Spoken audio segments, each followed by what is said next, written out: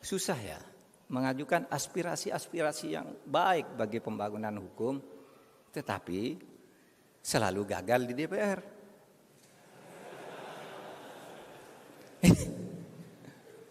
Lalu siapa ini yang salah? Nah sekarang ini undang-undang penting, nggak bisa lahir.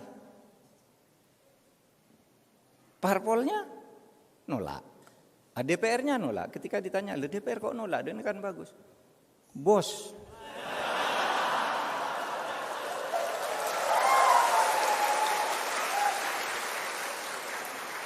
korupsi itu ada di DPR.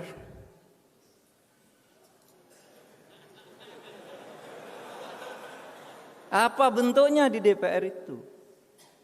Ya bentuknya konflik of interest. Anggota DPR ada yang merangkap perusahaan ini, perusahaan itu. Lalu ketika menyusun anggaran, itu proyek ikut nitip.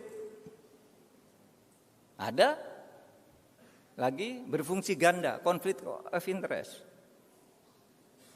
Menjadi lawyer kemudian ikut ngurus perkara orang.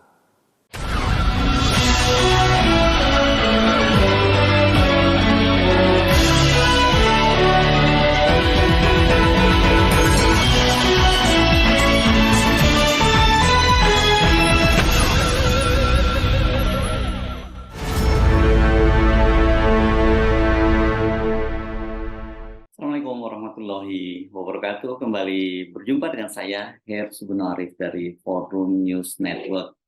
Menko Polhukam Mahfud MD benar-benar tengah menjadi pusat perhatian publik. Berbagai aktivitas dan ucapannya itu banyak disimak dan disebarkan melalui media maupun media sosial, khususnya yang berkaitan dengan pemberantasan korupsi. Hari Ahad malam, tanggal 2 April 2023, Pak Mahfud MD diundang untuk menyampaikan ceramah tarawih di Masjid Kampus UGM Yogyakarta. Mahfud MD berbicara mengenai topiknya ini, pemugaran partai politik sebagai instrumen kaderisasi kepemimpinan. Topik ini kalau kita cermati, tampaknya erat kaitannya dengan perdebatan Pak Mahfud MD dengan sejumlah anggota Komisi 3 DPR RI ketika Pak Mahfud diundang membahas statementnya tentang adanya tindak pidana pencucian uang sebanyak 349 triliun di Kementerian Keuangan. Entah kebetulan atau tidak, heboh adanya dugaan tindak pidana pencucian uang di Kementerian Keuangan itu juga awal munculnya di kampus Universitas Gadjah Mada ya, ketika Pak Mahfud juga diundang sebagai pembicara pada tanggal 8 Maret lalu. Saat itu Pak Mahfud mengungkapkan bahwa baru saja mendapat laporan ada tindak pidana pencucian uang sebesar 300 triliun. Pada waktu itu disebutnya begitu di Kementerian Keuangan. Dan sebagian besar terjadi di Direktorat Jenderal Pajak dan Direktorat Jenderal Bea Cukai. Ini jadi heboh, kita tahu ya bagaimana juga muncul silang sengkarut antara Pak Mahfud MD di satu sisi bersama dengan Kepala PPATK Ivan Yustia Fadana dan kemudian dengan Ibu Sri Mulyani dengan pejabat di depan Kementerian Keuangan di Kementerian Keuangan. Nah, yang mengaku bahwa mereka tidak tahu angka-angkanya seperti itu. Perdebatannya waktu itu ramai dan gara-gara pernyataan Pak Mahfud MD itulah kemudian sebagai Ketua Komite Nasional Koordinasi Pencegahan dan Pemberantasan Tindak Pidana Pencucian Uang, Pak Mahfud diundang ke DPR di Komisi 3. Nah, kalau kita cermati ya kan dalam rapat kerja itulah muncul pernyataan Ketua Komisi 3 DPR RI Bambang Pacul yang menjadi viral, bahwa pada waktu itu Komisi 3 tidak menolak pembatasan uang kartal dan soal undang-undang penyitaan aset koruptor yang diajukan pemerintah.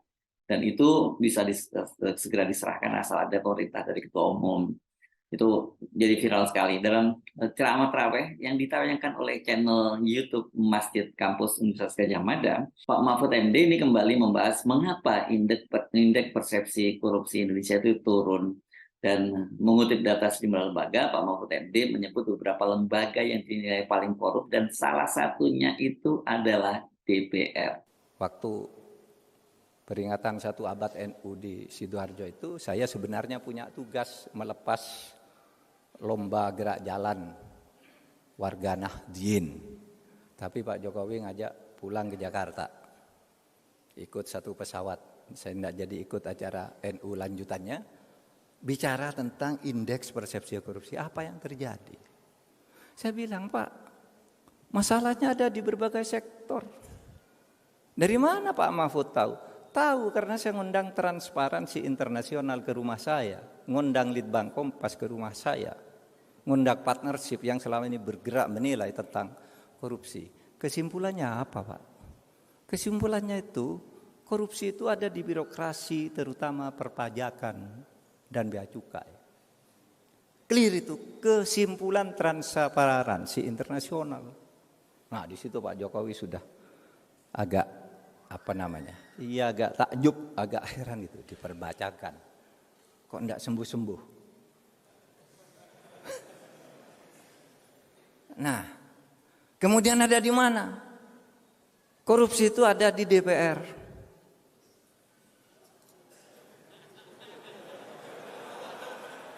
Apa bentuknya di DPR itu?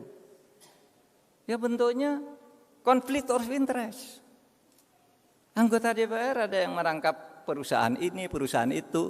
Lalu ketika menyusun anggaran, itu proyek ikut nitip.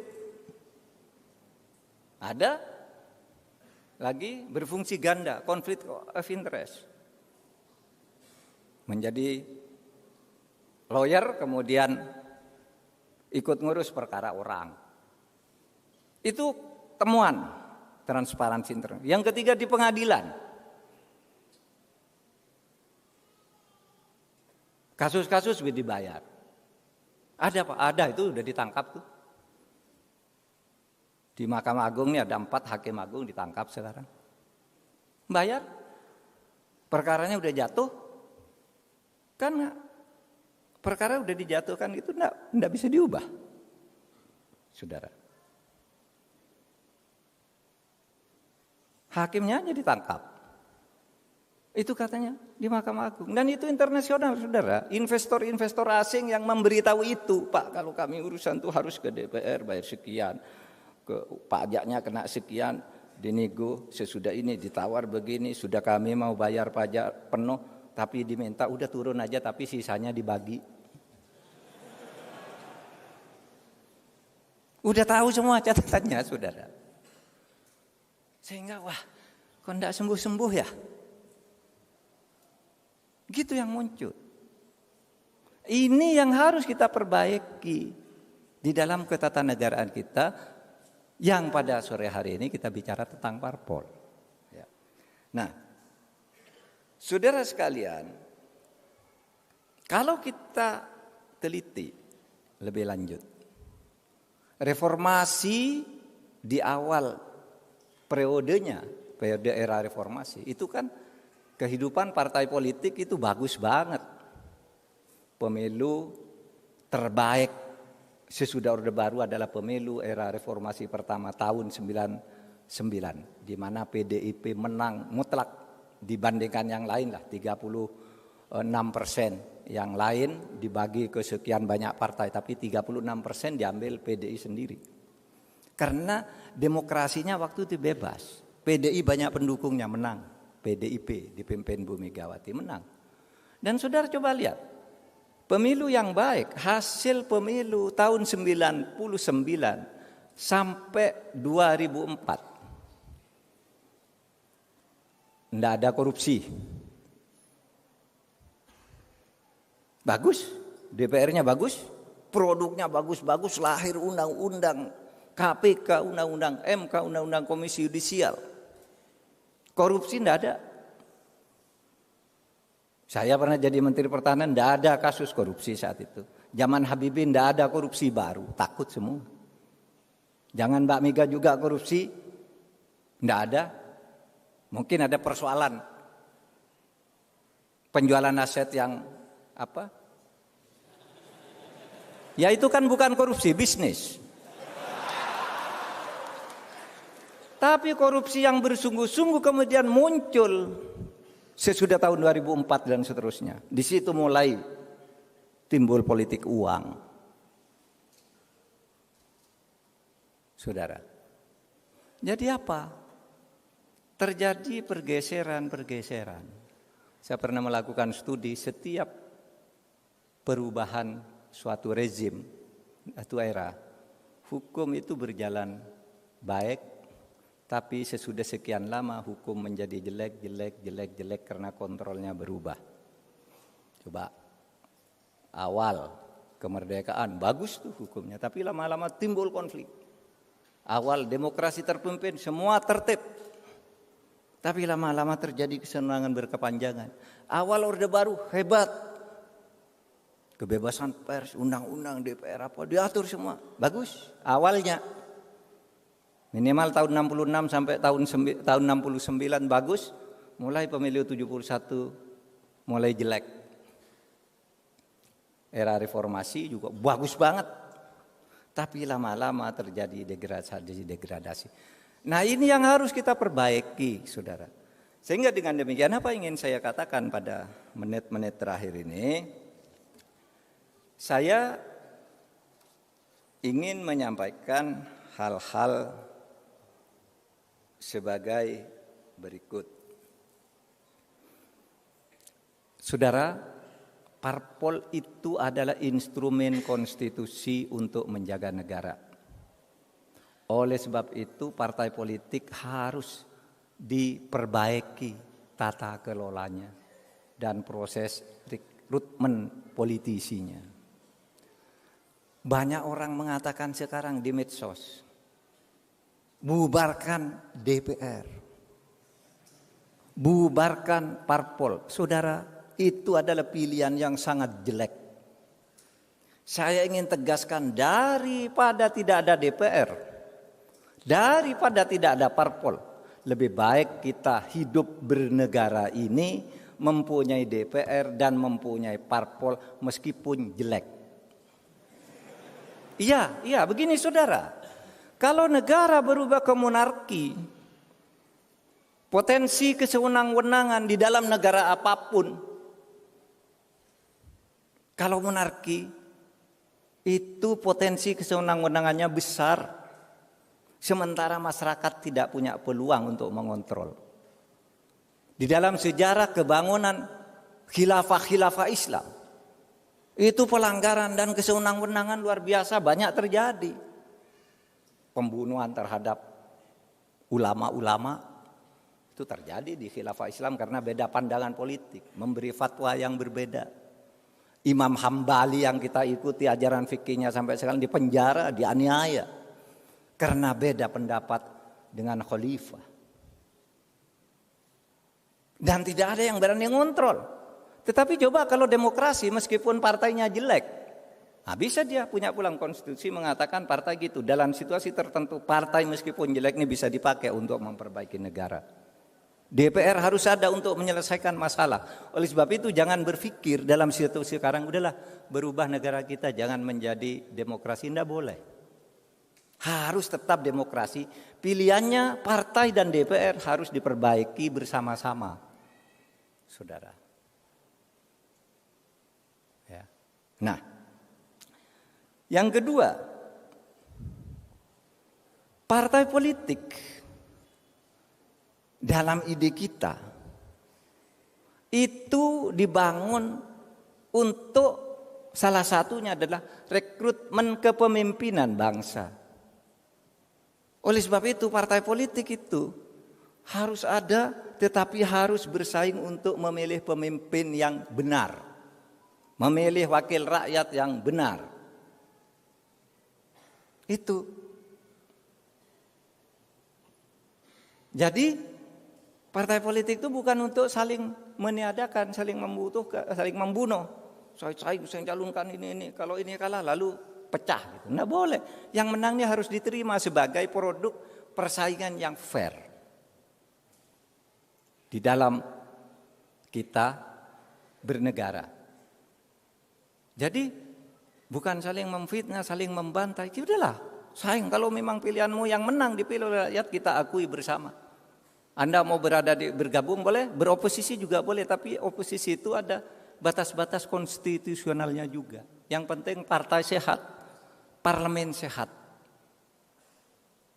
Saudara. Dan yang terakhir, saudara, tidak ada partai politik itu yang jelek bener. Tidak ada partai politik itu yang baik bener. Di partai apapun ada orang baiknya, tapi di partai apapun juga ada koruptornya. Oleh sebab itu, ini yang harus diperbaiki. Kalau Anda sempat menyimak rapat kerja di Komisi 3 yang berlangsung panas itu cukup panjang nih selama 6 jam tanggal 29 Maret lalu, soal ini, soal lembaga-lembaga yang paling korup itu juga sudah disinggung oleh Pak Mahfud. Jadi ini Pak Mahfud itu tidak bicara di belakang anggota DPR ya, tidak sedang menggibah gitu ya. Ini disampaikan karena dalam ceramah tarawih ya. Dan pada waktu itu juga disampaikan oleh Pak Mahfud secara langsung di hadapan para anggota Komisi 3 DPR RI. Dan kita juga ingat ya bagaimana pada waktu itu Pak Mahfud diingatkan jangan buka-bukaan, sebaiknya saling menjaga marwah, saling menutupi gitu bahasa mudahnya ya, karena semuanya itu punya sisi kotor gitu. Pak Mahfud MD kan juga sempat ditantang gitu apa mau buka-bukaan gitu, karena kan mereka mengaku bahwa mereka ini kenal kok masa lalu Pak Mahfud karena beliau juga pernah menjadi anggota Komisi 3. Pada bagian lain ceramah tarawihnya Pak Mahfud MD itu menyampaikan betapa sulitnya untuk menyampaikan aspirasi yang baik, dan itu selalu mentok di DPR. Pemilunya sekarang sudah baik, saudara. Udah baik. Masih curang, iya masih curang, tapi yang curang sekarang bukan pemerintah. Yang curang tuh partai-partai sendiri. Golkar mencurangi PAN, PAN mencurangi Golkar di tempat lain. Sehingga saling gugat. Nggak ada pemerintah. Loh, KPU nggak beres. KPU itu bukan pemerintah, KPU itu yang membentuk DPR. Hasil partai pemilihan orang-orangnya partai politik semua yang memilih. Ini pemilu yang sekarang. Tetapi saudara, dari liberalisasi politik yang seperti itu, kemudian lahir apa? Ya. Yang lahir adalah politik transaksional, politik biaya tinggi.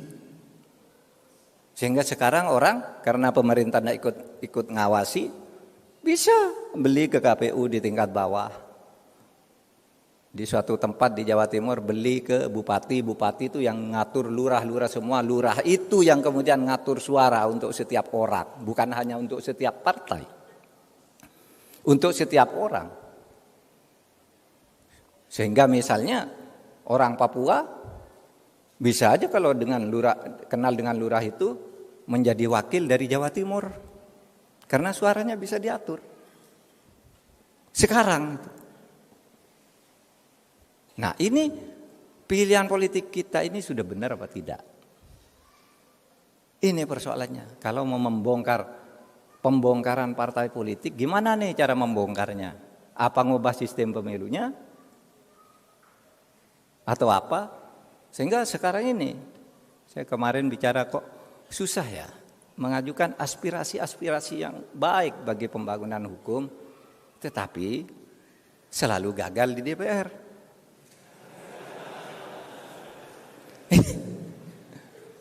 Lalu siapa ini yang salah? Ini zaman Bung Karno tuh undang-undang, wah hebat loh, banyak lahir. Setiap ada aspirasi yang rakyat, undang-undang dibuat undang-undang. Zaman Pak Harto juga lumayan. Nah sekarang ini undang-undang penting, nggak bisa lahir. Parpolnya nolak, DPR-nya nolak. Ketika ditanya, DPR kok nolak? Ini kan bagus. Bos.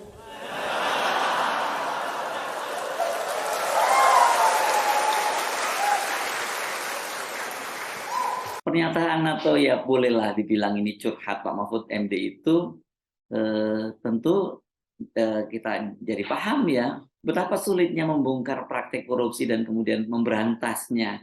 Karena selain tidak adanya political will dari para politisi, juga para politisi ini secara terbuka bahwa mereka mereka juga menolak yang merugikan mereka dalam kasus misalnya uang kartal, dan kemudian mereka itu tidak berani mengambil keputusan menyetujui pengesahan sebuah undang-undang tanpa ada persetujuan dari para ketua umum partai. Supaya lengkap, kita simak lagi ya pernyataan Ketua Komisi 3 Bambang Pacul saat berlangsung rapat kerja dengan Komisi 3 hari Rabu, saat berlangsung rapat kerja dengan Pak Mahfud MD hari Rabu pekan lalu. Pak Mahfud tanya pada kita, tolong dong undang-undang permasalahan aset dijalanin. Republik di sini ini gampang Pak Senaya ini. Lobbynya jangan di sini Pak. Ini Korea ini semua menurut bosnya masing-masing. Di sini boleh ngomong kalah Pak. Bambang Pacul ditelepon, Ibu Pacul berhenti, siap. Ini laksanakan Pak.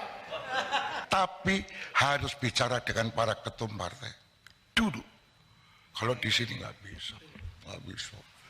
Teori saya. Jadi permintaan jenengan langsung saya jawab.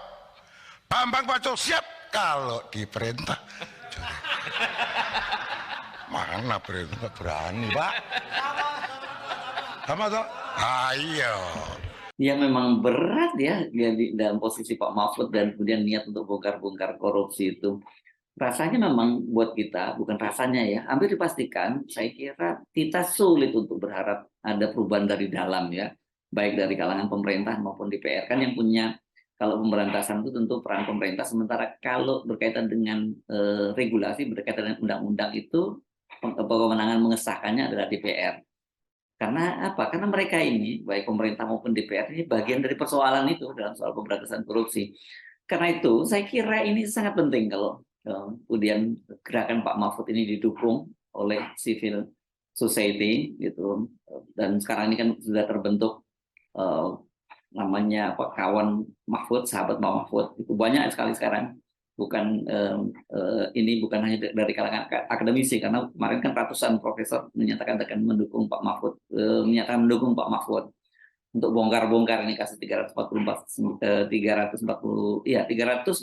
triliun, dan juga ada dari kalangan pesantren, BKMT dan sebagainya. Jadi Pak Mahfud memang perlu terus melakukan safari, menggalang kekuatan sipil atau civil society ini untuk mendukung. Pak Mahfud nggak mungkin kuat sendirian kalau berhadapan dengan tembok besar di birokrasi, mau di kalangan di birokrasi pemerintahan maupun di DPR. Hari Senin kemarin tanggal 3 April 2023 Pak Mahfud MD itu bertemu juga dengan Ketua Umum PP Pimpinan Pusat Muhammadiyah Haidar Nasir, ini di kantor pusatnya di Yogyakarta. Dalam pertemuan tersebut Kiai Haidar Nasir itu mengingatkan pentingnya untuk pemilu tetap berjalan sesuai dengan agenda, tidak ada penundaan pemilu. Nah, ini memang juga sangat penting, karena jangan dianggap bahwa meskipun sudah muncul capres-capres, pemilu itu akan tetap akan berlangsung normal sesuai dengan jadwal. Tidak, ini orang seperti Pak Haidar Nasir pasti tahu juga bahwa upaya menunda pemilu itu terus berlangsung. Dan yang kedua, Pak Haidar Nasir ini mengingatkan bahwa pemberantasan korupsi itu harus menjadi komitmen bersama seluruh komponen bangsa, terutama pejabat negara. Jadi Pak Mahfud ini harus terus bergerak ya, jihad melawan korupsi, tidak ada kata mundur dan pantang surut ke belakang. Kalau saya amati ini gerakan Pak Mahfud ini sudah mulai banyak kelompok-kelompok yang bergabung, entah menyebut dirinya sebagai sahabat Mahfud MD atau sekedar memberikan dukungan secara moral. Saya sebenarnya dari Forum News Network, sampai jumpa lagi. Wassalamualaikum warahmatullahi wabarakatuh.